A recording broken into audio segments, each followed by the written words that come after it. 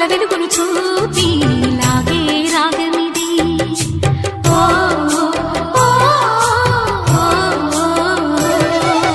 నీలో మమతల మధుని చూసి నాలో తరగని తహతహ దూకి నీకై తరగల పరుగులు తీసి చేరే వేగమిది.